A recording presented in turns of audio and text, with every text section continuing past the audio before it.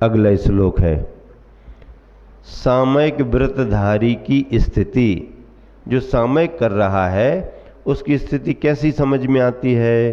सामयिके सारंभा परिग्रह नैव सन्ति सर्वेपि चेलोपसृष्ट मुनिरिव गृहीतदायाति यति भावम। हाँ, सामयिक के काल में, सामयिक के समय में, काल में, सारंभाः आरंभ सहित सर्वेपि परिग्रह नैव सन्ति, सभी प्रकार के परिग्रह नहीं हैं। सामयिक के काल में गृहस्थ के पास किसी भी प्रकार का परिग्रह नहीं है। क्या लिख रहे आचार्य महाराज, जो व्रती श्रावक श्राविका सामयिक शिक्षा व्रत में सामयिक कर रहे हैं। अब ये तो शिक्षा व्रत की बात हो गई, तीसरी प्रतिमा इससे ऊपर हो जाएगी गृहस्थ के लिए। तो जो सामयिक कर रहे उनके पास क्या नहीं है, किसी भी प्रकार का परिग्रह नहीं है। इसका अर्थ क्या हो गया, परिग्रह तो बहुत प्रकार के होते हैं, तुम्हारे हैं, रहने दो, अपने पास में मत रखो। अब अपने पास में मत रखो का मतलब, ठीक है अब रुपया निकाल के एक तरफ रख देंगे, ये कर देंगे वो कर देंगे, चाबी तो अपने पास रखेंगे ना, चाबी किसको दे देंगे, हैं चाबी दी और उसने कुछ का कुछ कर दिया तो वो चाबी भी पकड़ के रखे रहता है। पुराने लोगों को देखते थे, जनेऊ पहनते थे, चाबी का गुच्छा उसमें लगा हुआ है, और अगर कोई नाती पोता पीछे से आकर के दादा की थोड़ी चाबी थोड़ी खींचे तो बच्चा थोड़ा खींचता है, दादा एक हाथ जमा देते, सामयिक चल रही है, अभी हल्ला मत करो हैं। तो ऐसे लोग करते रहते, अब करते हैं, उनके अभ्यास में वो है, लेकिन इसमें निराकुलता नहीं रहती है। कोई भी चीज़ आप मान लो मोबाइल है, आपने सामयिक करने का भाव कर लिया, आप माला फेरने को बैठ गए, अब मोबाइल आपका रखा है, घंटी आ रही, ये आ रही, वो आ रही, आपको निराकुलता नहीं रहेगी। अगर टाइम देखने मात्र के लिए उसका उपयोग करना है तो बाकी फंक्शन बंद कर दो, फंक्शन बंद कर दो।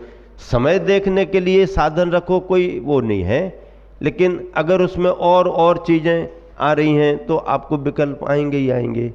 मान लीजिए आपने मोबाइल रखा है, टाइम देख करके या सामयिक कर रहे, और नाती आ गया, पोता आ गया और उसको मोबाइल ही चाहिए था, उठाने लगा, अब क्या करोगे आप हैं अब क्या करोगे आप, अब बताओ। और वो ले ही जा रहा और ले ही गया, अब ले गया तो अगर आपके मन में ले जाने पर भी निर्विकल्पता है तो आप फिर आप अपने उसमें लगे, लेकिन कठिन है, निर्विकल्पता जल्दी आती नहीं है। अब वो एक किराने वाले ने सामयिक का नियम ले लिया, और समय तो उसको मिलता नहीं था, दुकान में ही सामयिक कर लेता था। क्या करता था, दुकान में ही सामयिक का नियम है, अब अलग से तो जा नहीं सकते हैं, जाने की इच्छा भी नहीं है अलग से, चाहे तो दुकान बंद करके भी कर ले, नहीं ऐसे कैसे दुकान बंद करेंगे, खोल करके। अब कोई उसको सहयोगी रहा नहीं होगा, वहीं बैठ के माला फेरना, चलो माला फेरो, माला फेरना शुरू करे, ओम नमो अरहंताणं अरंस दायरी उपजाए, अरंस दायरी उपजाए। अब इतने में क्या हुआ, वो गुड़ रखा था तो कोई घूमते घामते कुत्ता आ गया और उसने गुड़ की भेली देखी और मुंह में दबा ली। अब दबा ली तो इसकी नज़र पड़ गई, अरंस दायरी उपजाए, अरंस दायरी उपजाए, कुत्ता गुड़ की भेली खाए, अरंस दायरी जो कुत्ता गुड़ की भेली खाए। अब कुत्ता तो दिख गया, भेली भी दिख गई, वो नमोकार में वो जुड़ गया। क्या जुड़ गया, अरंत से दायरी उपजाए, कुत्ता गुड़ की भेली खाए। अब आगे भी उसने दोहा बना लिया, कभी रहा होगा वो कभी रहा होगा। फिर क्या कहता है, अब सामयिक करूं तो भेली जाए और भेली पकड़ूं तो सामयिक जाए, अरन से दायरी उपजाए कुत्ता गुड़ की भेली क्या। अब विकल्प आ गया तो उसकी सामयिक तो गई। अब भले वो बैठा रहे, परिणाम तो उसके बाहर चले गए। अब ऐसी अवस्था में क्या करे, पहले तो उसने स्थान सही नहीं चुना। स्थान सही क्यों नहीं चुना, लोभ के कारण। सामयिक का समय अलग से कौन निकाले, दुकानी में अपने निकालो, ये करो। मान लीजिए अगर वहीं करने का मन आ गया और कर रहा है तो थोड़ी निराकुलता आप रखो। अब नुकसान हो गया तो हो गया, लेकिन व्यापारी के लिए नुकसान सही नहीं होता है, तो फिर सामयिक में समझौता करता है। माला भी चल रही है, धंधा भी चल रहा है। हाँ, एक मानस जाप होता है। मानस जाप क्या है, सामयिक से हटके, सामयिक की विधि के बाहर वो नमोकार मंत्र का स्मरण करता रहता और एक मशीन के माध्यम से काउंटिंग भी कर सकता है। अगर केवल उसका समय का उपयोग करने के लिए जितना समय मिला उतना करेंगे, काउंट करते जाएंगे, काम आ गया तो काम करने लगेंगे, उसमें कोई दोष नहीं, बल्कि वो तो और उसका सदुपयोग है समय का। और इसमें काउंटिंग भी होती है। और एक मानस जाप ऐसा होता है जिसमें काउंटिंग करने की जरूरत नहीं है, आप तो स्मरण करते रहो। तो इस तरीके से नमोकार मंत्र को एक माध्यम बनाया गया, क्योंकि परमेष्टि वाचक मंत्र है, महामंत्र है। बाकी आप और छोटे छोटे मंत्रों का भी आधार लेकर के अपने मन को एकाग्र करते हुए सामयिक कर सकते हैं। तो ऐसी सामयिक करने वाला गृहस्थ क्या होता है, आरंभ सहित सभी प्रकार के परिग्रह जिसके पास नहीं। आरंभ खोदना, खादना, पानी बहाना, ये सब आरंभ सारंभ के काम है। भोजन पानी बनाना, खेती बाड़ी, ये आरंभ के काम। तो इन आरंभों सहित परिग्रह आदि नहीं है। उस समय गृही वह गृहस्थ चेलोपसृष्ट मुनिर्यो, उपसर्ग के कारण वस्त्र से बेष्टित मुनि के समान यति भावम याति मुनि पने के भाव को प्राप्त होता है। अब गृहस्थ है, उसके पास में समझ लो कि चाबियाँ के गुच्छे भी नहीं है, जेब में कुछ पैसे भी नहीं है, मोबाइल का भी विकल्प नहीं है, सब बाहरी सामग्रियाँ उसने दूर कर दी। अकेला धोती दोपट्टा पहने बैठा है या सामान्य से वस्त्र पहने बैठा है। अब वह निर्विकल्प होकर के अगर सामयिक कर रहा तो आचार्य महाराज क्या कह रहे, वो ऐसा दिख रहा है जैसे कोई महाराज जी सामयिक कर रहे हैं और किसी ने ऊपर से उनको कपड़े डाल दिए। अब महाराज जी को तो उपसर्ग का अनुभव होते हुए, भाई हमारे तो है नहीं, किसी ने डाला है, बाधा दी है, व्यवधान डाला है, हमें उससे कोई लेना देना नहीं, महाराज जी सामयिक कर रहे हैं। तो जैसे उपसर्ग की उस अवस्था में महाराज जी सामयिक करते रहते, ऐसे ही गृहस्थ उस समय वस्त्रधारी तो है लेकिन निर्विकल्प होने के कारण ऐसा दिख रहा जैसे इसका कपड़ों से भी कोई संबंध नहीं है और सामग्री तो उसके पास कुछ है ही नहीं। देखो, सामयिक में प्रवृत्त गृहस्थ अपने शरीर पर धारण किए वस्त्र को छोड़कर उतने समय के लिए बाकी सभी आरंभ परिग्रह का त्याग कर देता है। अतः उतने समय के लिए उन निर्ग्रंथ मुनिराज की तरह दिखाई देता है जिन पर किसी ने उपसर्ग कर वस्त्र डाल दिया हो। कितनी बड़ी बात लिखी गई और किसके लिए लिखी गई, किसके लिए लिखी गई, घर में रहने वाले श्रावक को ये बात लिखी गई है। अब आगे सामयिक में परिसय आदि सहने के निर्देश। शीतोष्ण दंश मस्का परिसय मुपसर्ग मपिच मौन धरा सामयिकम प्रतिपन्ना अधिकुर्वीरन्न चल योगा। शीतोष्ण दंश मशक परिसम उपसर्गमपि च मौन धरा। सामयिकम प्रतिपन्ना अधिकुर्वीरन अचल योगः। सामयिकम सामयिक को, प्रतिपन्ना स्वीकृत करने वाले गृहस्थ, जिन्होंने सामयिक करने का संकल्प ले लिया है, ऐसे वह गृहस्थ अचल योगाः, अचल योग स्थिर योग वाले, अर्थात स्थिर समाधि अथवा गृहीत अनुष्ठान को न छोड़ते हुए जो संकल्प लिया है, जो भाव किया है, उस भाव के अनुसार वह करेंगे।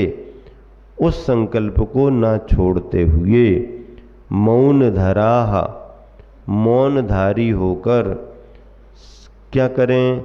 शीत उष्ण दंश मशक, शीत का प्रकोप अगर उसी समय आ गया या वो शीत का मौसम समय चल रहा तो शीत को सहन करें।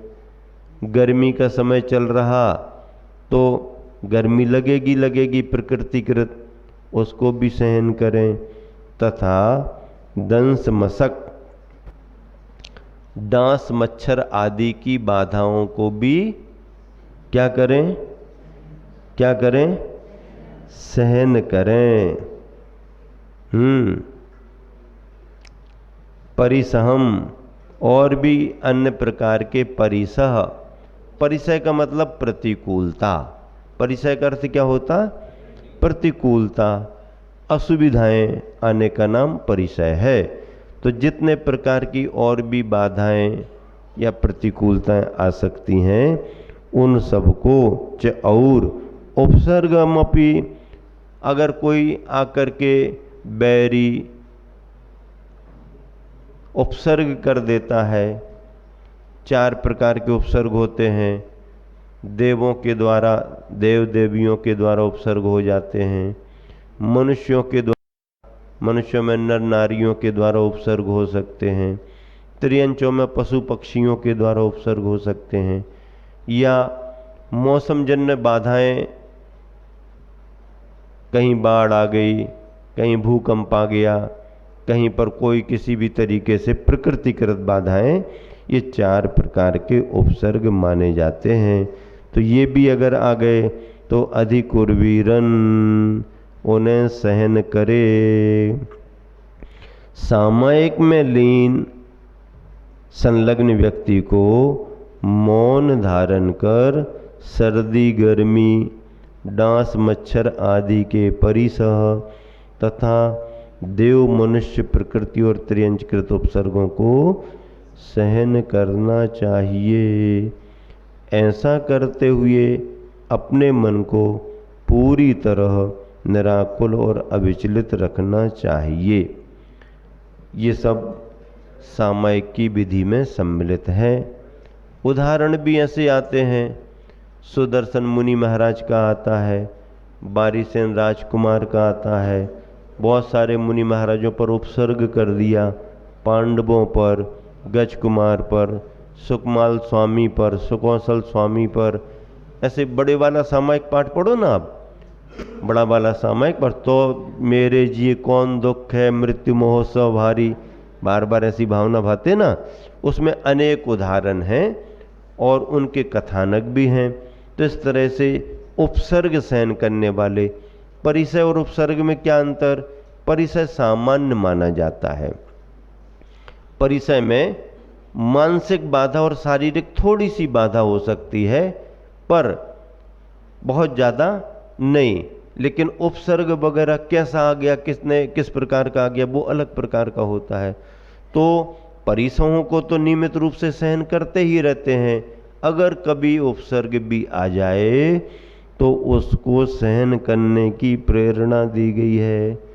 और अगर आप उसमें सक्षम नहीं हो तो अपना बचाव करने के लिए भी अगर आपने रास्ता निकाल लिया तो कोई बहुत बड़ा दोष नहीं है। क्या? अगर आपकी अनुकूलता नहीं है, आप सक्षम नहीं है, आप उतना सहन नहीं कर सकते, तो फिर अपना बचाव करने के लिए भी आपने उस बाधा से दूरी बना ली, या अपनी चर्या के योग्य रास्ता निकाल करके आप यहाँ वहाँ हो गए तो भी कोई बहुत बड़ा दोष नहीं माना जाए। उत्कृष्टता तो वही है कि सहन करो, और सहन करने में जीवन ही जा रहा है। तो अब जीवन चला जाए तो चला जाए, ऐसी दृढ़ता जिसकी है उनके उदाहरण आते ही आते हैं, अपन पढ़ते हैं। और अगर ऐसा संभव नहीं है, हीन संगनन है, प्रतिकूलता है, तो ज़्यादा बड़ी परेशानी खड़ी ना हो जाए, इस हिसाब से आप अपना कोई छोटा रास्ता निकालें, फिर उसका प्रायश्चित करें, शुद्धिकरण करें, आदि आदि। ये रास्ता भी है। लेकिन जरा जरा सी बातों में परिवर्तन कर लो, जरा जरा सी बातों में सर्दी खांसी में भी बदल लो, ये हो गया वो हो गया, तो मन की दृढ़ता नहीं होगी, तो तुम्हारे नियम त्याग वगैरह भी फिर नहीं पल पाएंगे। कुछ तो अपन मन की दृढ़ता से सहन कर ही लेते, और सहन करना भी चाहिए। इस तरह से दोनों श्लोकों का भाव हुआ। पद्यानुवाद भी पढ़ेंगे अपन। पेज नंबर कौन सा है? 114। पेज नंबर 114, श्लोक नंबर 102 और 103 के पद पढ़ना है। सुनो व्रती सामयिक करेगा, जब करता आरंभ नहीं, पास परिग्रह नहीं रखता है, मन का कुछ आलम्ब नहीं। तभी गृही वह यतिपन को है, पाता दिखता है ऐसा, हुआ कहीं उपसर्ग वस्त्र से, बेष्टित मुनि लगता जैसा।